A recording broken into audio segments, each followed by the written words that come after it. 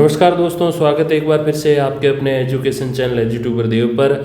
तो दोस्तों, assistant professor का जो एग्ज़ाम डेट है वो आपको पता ही है कि आज से ऑलमोस्ट 6 महीने बाद है, यानी कि दिसंबर में इस ईयर के एंडिंग में प्रस्तावित है।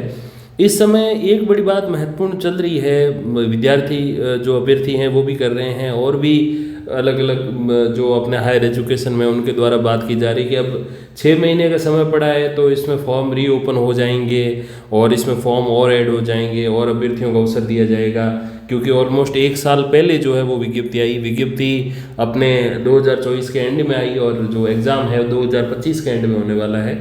तो इस दौरान क्या फिर से फॉर्म रीओपन होंगे क्या? अगर होंगे तो उसमें नए जो अभ्यर्थी हैं उनको फॉर्म भरने का अवसर मिलेगा क्या? जिनका अभी जो है वो नेट होगा या जिनका अभी जो है वो पीजी फाइनल ईयर होगा उनको मौका मिलेगा क्या?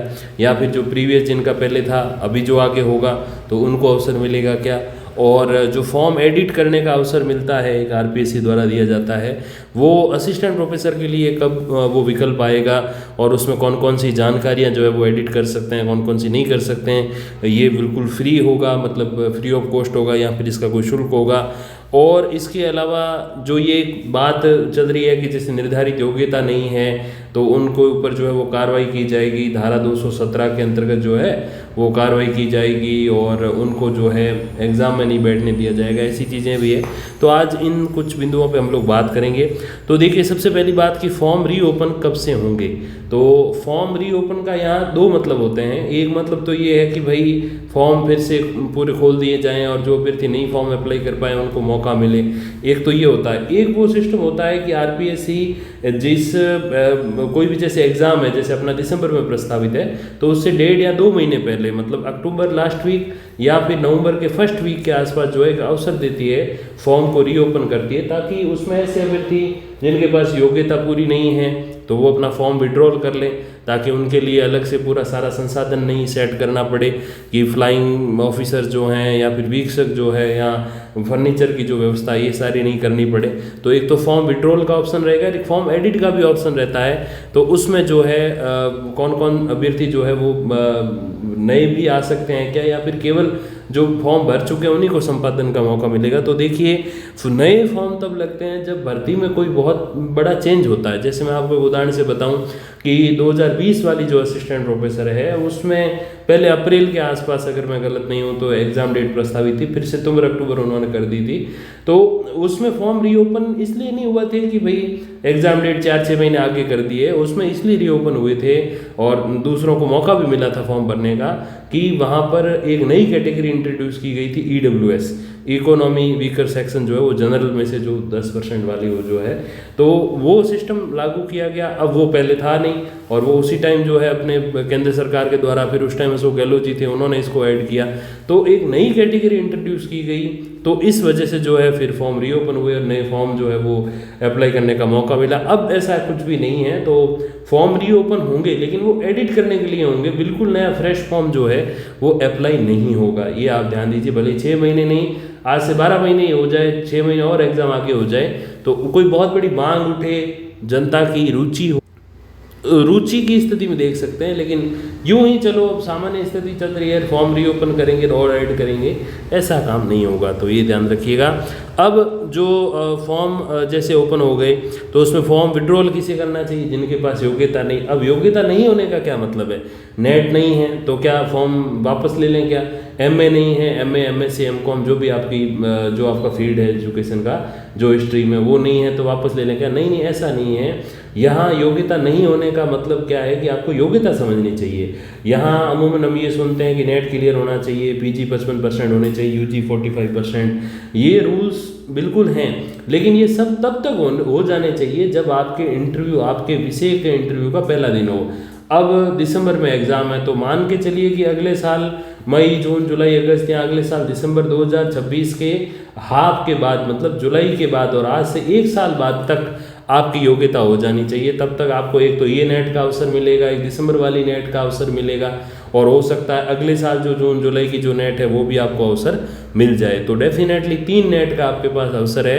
तो नेट नहीं है या पीजी नहीं है तो उनको बिल्कुल निश्चिंत रहना है। लेकिन ये बात आप अवश्य ध्यान दीजिएगा कि आपका जो पीजी का जो फर्स्ट ईयर होता है, PG previous MA MSc MCom का जो प्रीवियस ईयर होता है वो आपका क्लियर होना चाहिए। फर्स्ट और सेकंड सेमेस्टर आपके क्लियर होने चाहिए। थर्ड फोर्थ सेमेस्टर में आप हैं तो उसमें दिक्कत की बात नहीं है, उसमें आपके लिए नेट जो है वो 3 अवसर लेके खड़ा है। तो आप समझ गए होंगे कि जो फॉर्म विड्रॉल जिसे करना है, जो निर्योग्यता वाली बात है या योग्यता नहीं होने वाली बात है, वो उन लोगों पे लागू नहीं होती जो फॉर्म भरने के टाइम पीजी फाइनल ईयर में थे और जो जिस टाइम इंटरव्यू होगा उस तक उनकी जो है वो योग्यता क्लियर होनी चाहिए। और हाँ, इंटरव्यू के पहले दिन तक नहीं होगी तो तब आप बाहर हो सकते हो, आप पे कोई कानूनी कार्रवाई नहीं होगी। अमूमन ये जो चीज़ें लिखी जाती है कि निर्धारित योग्यता नहीं होने पर कानूनी कार्रवाई होगी या फिर जैसे फॉर्म विड्रॉल कर लो, ये उन लोगों के लिए है जो किसी एक विषय में या 2 विषय में या संभवतः 3 विषय में पीजी होते हैं, थोड़ा टैलेंट है तो नेट भी हो जाते हैं, लेकिन फॉर्म 15 विषय में भर देते हैं। एक हमने पिछली भर्ती में देखा था, कोई 2-3 ऐसे अभ्यर्थी थे जिन्होंने 20-20, 30-30 सब्जेक्ट में फॉर्म भर दिया था। भाई साहब, जिंदगी भर उल्टे लटक जाओ फिर भी 30 विषयों में नेट और पीजी नहीं होता है ढंग से अगर बात करें तो। उन्होंने इतनों में फॉर्म भर दिया और फिर भाई एज भी तो बढ़ती है ना, एज थोड़ी फिक्स है कि एक ही जगह रुके रहेगी। तो ये सब चीज़ें जो करते हैं, भर्ती को हल्के में लेते हैं क्योंकि अब कोई आवेदन शुल्क नहीं है, तो उस चक्कर में ये सरकार को और आयोग को और जो भर्ती संस्थान है, जो पूरा मैनेजमेंट है, उसको फालतू में परेशान करते हैं। क्योंकि जब सब में वो भरेंगे तो ये है कि फिर उनकी एग्ज़ाम डेट भी आरपीएससी को अलग अलग रखनी पड़ती है। क्योंकि कई बार आप देखते हो जैसे कोई हिस्ट्री का एग्ज़ाम है तो उसके साथ म्यूजिक का रख देंगे।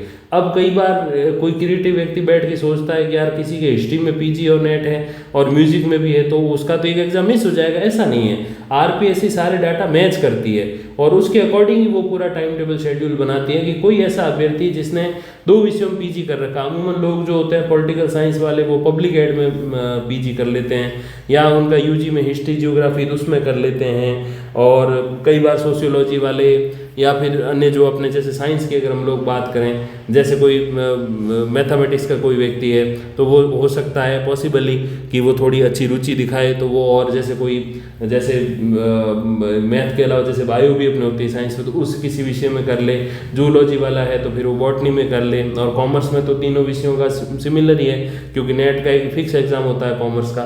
तो इस प्रकार की जो चीज़ें होती है तो उसको आरपीएससी सीरियसली लेता है और उन 2 विषयों का एक दिन में एग्जाम नहीं करवाता है। लेकिन एक तरफ कोई पॉलिटिकल में पीजी करके आया है और दूसरी तरफ वो डांस में पीजी करेगा, ऐसा नॉर्मली देखा नहीं जाता है। तो इसलिए आरपीएससी उनके डाटा मैच करती है और उसके अकॉर्डिंग जो है वो आरपीएससी अवसर भी देती है कि आप फॉर्म विड्रॉल कर लो ताकि हम जो है वो उस सेम डे वो एग्ज़ाम कंडक्ट करवा पाएँ और उसके लिए अलग से संसाधन नहीं लगवाने पड़ें। तो ये चीज़ें जो है वो देखी जाती है। तो उन्हीं लोगों के लिए बात कही गई है। ये मतलब ये है कि फॉर्म जिस टाइम आपने भरा उस टाइम आपका पीजी जो एमए एमएससी या एमकॉम जो भी आपका है उसमें आपका फर्स्ट ईयर या यूँ कहें जो सेकंड सेमेस्टर है ये क्लियर है और आप थर्ड फोर्थ सेमेस्टर में पढ़ रहे हो या ओल्ड स्कीम में देखें तो आप सेकंड ईयर में पढ़ रहे हो और नेट भले क्लियर नहीं है तो आप बिल्कुल आवेदन के पात्र हैं। आपकी योग्यता में कोई अंतर नहीं है और आप पे कोई कानूनी कार्रवाई नहीं की जाएगी और आपको फॉर्म विड्रॉल नहीं करना है। ठीक है, तो नए फॉर्म तो बिल्कुल भी नहीं लगेंगे अभी जो परिस्थितियाँ चल रही है उसके अकॉर्डिंग।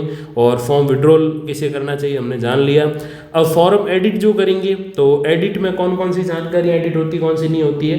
देखिए 5 जानकारियाँ हैं वो एडिट नहीं होंगी। सबसे पहली चीज़, जो अभ्यर्थी उनका नाम एडिट नहीं होगा, उनके पिताजी का नाम एडिट नहीं होगा, उनकी डेट ऑफ बर्थ जो है वो एडिट नहीं होगी, उनका लिंग जो है वो एडिट नहीं होगा मतलब पुरुष है या महिला है ये, और उनका जो फोटो है वो एडिट नहीं होगा। ये 5 चीज़ें एडिट नहीं होंगी। इसके अलावा सब चीज़ें एडिट हो सकती है।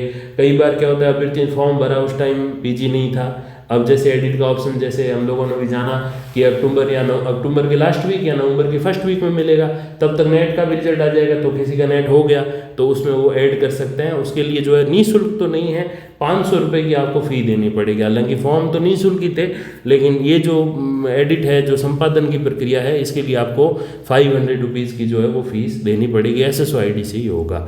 और कौन सी जानकारियाँ एडिट नहीं, ये 5 जानकारियाँ एडिट नहीं होंगी, बाकी सब हो सकती हैं। ठीक है, अब निर्धारित योग्यता नहीं होने पर आवेदन करने वाले अभ्यर्थियों के विरुद्ध क्या कार्रवाई होती है। पहली कार्रवाई तो भाई उनके विरुद्ध मामला दर्ज होता है। दूसरी कार्रवाई ये होती है कि अब देखो पुलिस वेरिफिकेशन होता है तब जाके जॉब मिलती है, मेडिकल वेरिफिकेशन होता है, तो अब ऐसे कोई बचते बचाते ज्वाइनिंग तक भी पहुंच जाए तो भी जब तक उसका पुलिस वेरिफिकेशन नहीं मिलेगा जब तक उसकी ज्वाइनिंग नहीं मानी जाएगी। तो जब पुलिस वेरिफिकेशन तभी होगा जब ऐसी कार्रवाइयाँ इसके ऊपर नहीं हुई होती है। तो जो अभ्यर्थी योग्यता नहीं है और 20 विषयों में कोई कर रहा है, कोई 40 में फॉर्म भर रहा है, कोई 32 में भर रहा है, ऐसे लोगों के विरुद्ध जो है वो कार्रवाई होगी। और तब होगी जब फॉर्म विड्रॉल का ऑप्शन देने के बाद भी वापस नहीं लिया है तो उन पे कार्रवाई होगी। ऐसे व्यक्तियों पे कोई कार्रवाई नहीं होगी जिनका नेट नहीं है, फॉर्म भर दिया है, तो उन पे कोई कार्रवाई नहीं होगी। हाँ, इसके अलावा ये भी चीज़ है कि भाई जैसे पिछली भर्ती में मेंशन था 45% ग्रेजुएशन, इस बार वाली में नहीं है, तो वो एक मापदंड हो गया। 55% वाला हर भर्ती में मेंशन रहता है, तो वो 55% आपको जो है वो होना चाहिए पीजी में, और फिर नेट होना चाहिए। हालांकि ये सारी योग्यता तब होनी चाहिए जब आपका इंटरव्यू का फर्स्ट डे हो। अब किसी ने पीजी कर लिया है, 55% नहीं है और उसने जो फॉर्म भर लिया भाई 45 ही हैं किसी के, चलो भर दिया, तो वो सीधा सीधा अभ्यर्थी जो है वो अपराधी है, वो योग्य नहीं है। हाँ, ये जरूर है कि जैसे किसी का जो है पीजी हुआ ही नहीं है और फिर फर्स्ट ईयर में 45 बन रहे, तो वो अच्छा परिश्रम करके उसको 55 या थोड़ा सा ऊपर में जो है वो ला सकता है, तो उसको अवश्य मौका रहेगा। लेकिन जिसका हो चुका है, रिजल्ट आ चुका है, सब कुछ क्लियर, रीचेक की जो है वो रीएवैल्यूएशन का जो है वो ऑप्शन भी जा चुका है, फिर वो अभ्यर्थी कहता है कि नहीं मैं तो फॉर्म भर रहा हूँ, तो उसको फिर अयोग्य वाली कैटेगरी में माना जाता है। तो और नेट का बिल्कुल भी नहीं है, नेट आपके लिए आप मान के चलो आपको 3 ऑप्शन इसमें मिलेंगे। तो ये कुछ अपडेट्स है और इसी के अकॉर्डिंग आपको चलना है। जो ये अभ्यर्थी ऐसी बात कर रहे हैं कि नहीं नए फॉर्म अप्लाई होंगे और भीड़ बढ़ेगी, भाई साहब पहले ही बहुत भीड़ हो रखी है, अब थोड़ा रहने दीजिए उनको, आप ये चीज़ बताना। और बाकी फॉर्म वाले मैं ला ही रहा हूँ लगातार वीडियो, और बहुत रेगुलर नहीं ला रहा हूँ क्योंकि उससे फिर आप भी डिस्टर्ब हो जाओगे, तो एक एक दो दिन छोड़ के ला रहा हूँ ताकि थोड़ा माइंड फ्रेश आपका भी जो है वो बना रहे। तो यही कुछ अपडेट अपनी भर्ती के बारे में, बाकी जो भी अपडेट्स आएंगी मैं आप तक पहुँचाऊँगा वीडियो या फिर कम्युनिटी पोस्ट के माध्यम से। तब तक के लिए धन्यवाद, नमस्कार।